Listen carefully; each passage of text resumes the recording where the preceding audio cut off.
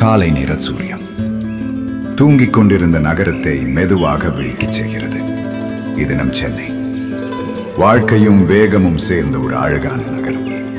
சாலை ஓரத்தில் மரங்கள் காற்றில் அசைகின்றன, பூக்கள் புன்னகைக்கின்றன. அதிகாலையில் பரபரக்கும் சென்னை சென்ட்ரல் ரயில்வே ஸ்டேஷன். மக்கள் நடமாட்டம் நிறைந்த ஓடிக்கொண்டிருக்கும் இடம். காலத்தின் ஒரு அடையாளம் போல கோயில்களின் கோபுரங்கள். இது ஒரு நகரம் மட்டுமில்லை, ஒரு உணர்வு.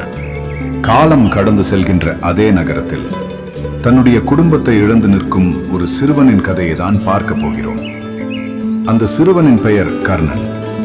தன்னுடைய விடாமுயற்சியால் சிறு வயதிலேயே நியூஸ் பேப்பர் போட்டு தன்னுடைய பள்ளி கல்லூரிகளை முடித்து வெற்றிகரமாக தன்னுடைய பட்டத்தை பெற்றான்.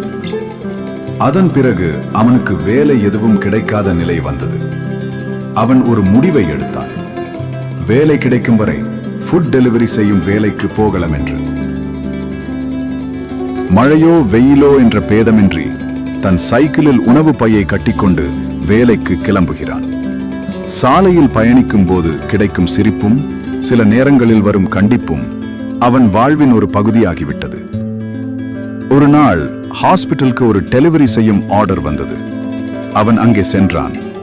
அப்பொழுது B+ ரத்தம் தேவை, சிகிச்சை தீவிரம் என்று சொல்லிக் கொண்டிருத்தார்கள்.